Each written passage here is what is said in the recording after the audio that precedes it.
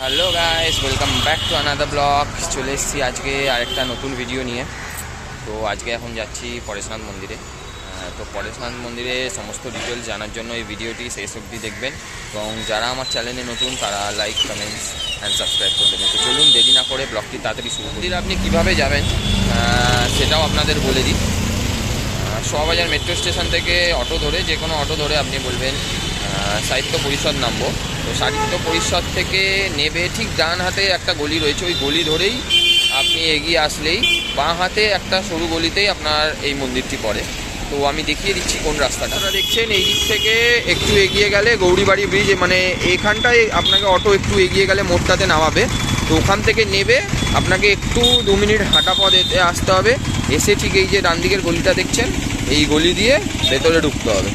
তো চলুন ভেতরে যাই, আরও আপনাকে দেখাচ্ছি। মন্দিরের সামনে যে বাইরে দেখতেই পাচ্ছেন জৈন ধর্মের খুব সুন্দর সুন্দর চিত্র করা রয়েছে এইখানটায়, চারিদিকে রয়েছে।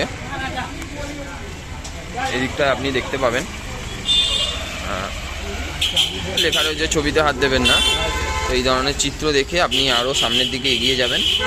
তো চলুন এগিয়ে যাই। সেই মন্দিরটির সামনে এবার ভেতরে যাব।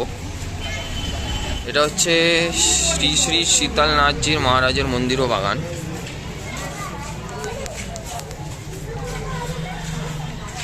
সীতার মহারাজের মন্দির, আর এই বাগানটা দেখুন খুব সুন্দর, খুব অপূর্ব।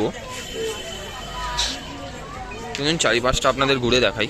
পুকুরটা দেখছেন, এই পুকুরের সামনে পুকুরে এখানে মাছ রয়েছে, কচ্ছপ রয়েছে। তো আরেকটু হয়তো ওই দিকটায় গেলে তখন দেখাতে পারবো আপনাদের। চলুন ওই দিকটায় যাই। এই যে দেখছেন কচ্ছপ আর এই যে মাছ,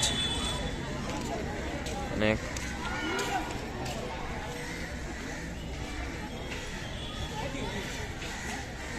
বাগানটা খুব সুন্দর।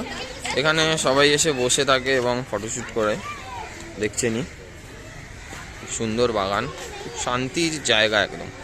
আর মন্দিরের ভেতরে উঠে, মানে মন্দিরের ভেতরে ঢোকার সময় সময় মনে হলো রাজস্থানে কোনো মন্দিরে যেন ঢুকেছি। প্রবেশ করলাম। এবার এই যে মন্দির দেখছেন, চলুন একটু এগিয়ে সামনে দিয়ে দেখি ভিডিও করা যায় কি না। মন্দিরের সামনে এসছি, এই বাগানের সুন্দর সুন্দর কারুকার্য এই যে দেখছেনই। এই যে মন্দির, ভেতরে ক্যামেরা অ্যালাউ নেই। তো গাইস এই মন্দিরের ভেতরে ক্যামেরা অ্যালাউ নেই। তো যাই আগে মন্দিরটা দর্শন করে আসি, তারপর আপনাদের আরও ডিটেলস দেবো। তো মন্দিরের বেশি সামনেও ক্যামেরা নিয়ে যাওয়া যাবে না, দেখছি কতদূর কী করা যায়। তো চলুন আগে মন্দিরটা দর্শন করে আসি। মন্দিরের ঠিক এই গায়েই জুতো খোলার জায়গা, এই যে দেখছেন। ওখান থেকে জুতো খুলে তারপর মন্দিরের ভেতরে প্রবেশ করতে হবে। তো চলুন আগে মন্দিরের ভেতর থেকে দর্শন করে আসি। মন্দির দর্শন করে নামলাম। খুব সুন্দর কাঁচের এবং মার্বেলের তৈরি করা এই মন্দির। ভেতরটা গেলে আপনার খুব ভালো লাগবে। মার্বেলের ওপর সুন্দর সুন্দর কাজ করা আছে, না দেখলে আপনি চোখের ওপর বিশ্বাস করতে পারবেন না। এই যে মন্দিরটি, ভেতরে ক্যামেরা একদমই অ্যালাউ না, আর বেশি সামনে দিয়ে ভিডিও করা অ্যালাউ না। যতটুকু পেরেছি আমি করেছি। দেখতেই পাচ্ছেন মন্দিরটা। বাইরের দিকে চলে আসছি। বাইরে বেরিয়ে শ্রী চন্দ্রপ্রভুজি মহারাজের মন্দিরের সামনে। এবার এই মন্দিরটাও দর্শন করব, ভেতরে যাই। এই সেই মন্দির। চলুন এগিয়ে যাই। এখানেও ক্যামেরা মনে হয় অ্যালাউ নেই। ওপরে যতটুকু পারবো করার চেষ্টা করব। চন্দ্রপ্রভু মহারাজের মন্দির, এরও ভেতরে ক্যামেরা অ্যালাউ নেই। নিচে জুতো ছেড়ে তারপর আপনার উপরে উঠতে হবে। মন্দিরের ভেতরে ক্যামেরা অ্যালাউ নেই বলে ভেতরে গিয়ে ভিডিওটা করতে পারলাম না। চলুন এবার নিচে যাই। আমি যতটুকুই করার করব। এখানে পার্ক করে যেতে হবে, ওই যে আমাদের গাড়ি লাগানো আছে, পার্ক করে তারপর ওই মন্দিরের ভেতরে দর্শন করব।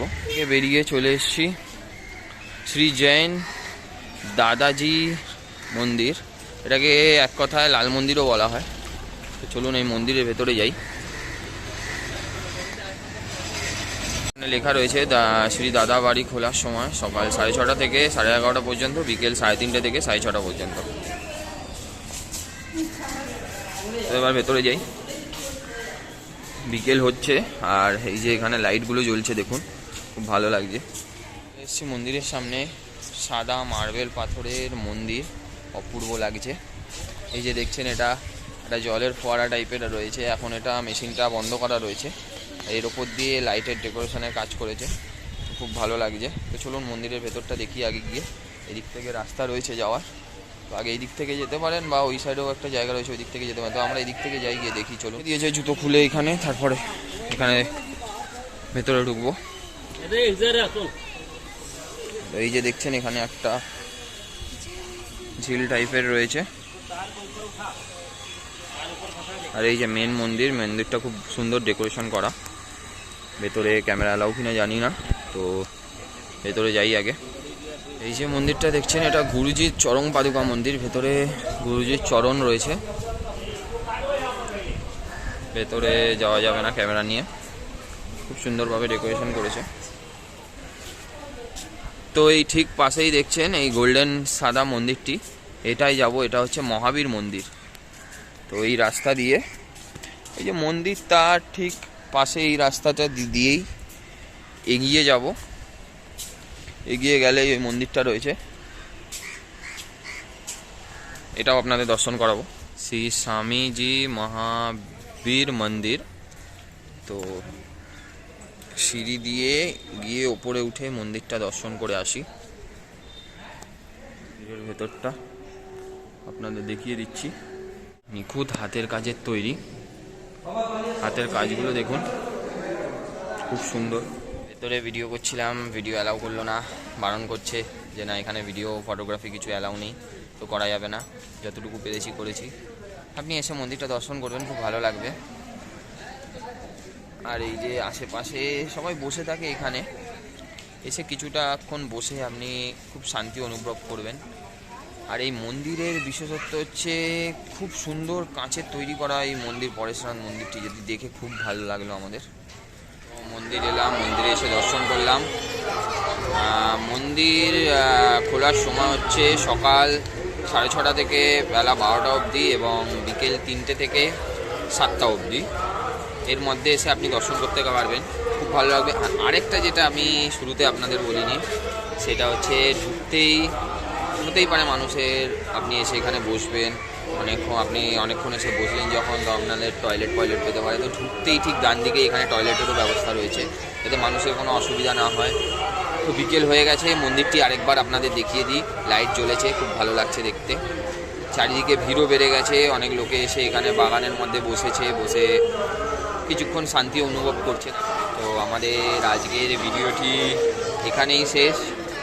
ভালো লেগে থাকলে অবশ্যই লাইক, কমেন্ট, সাবস্ক্রাইব করবেন, আর যারা আমার চ্যানেলে নতুন তারা সাবস্ক্রাইব করে দেবেন আর বেল আইকনটি প্রেস করে দেবেন, যাতে আরও নতুন ভিডিওর আপডেট আপনারা নিতে পারেন। তো টাটা।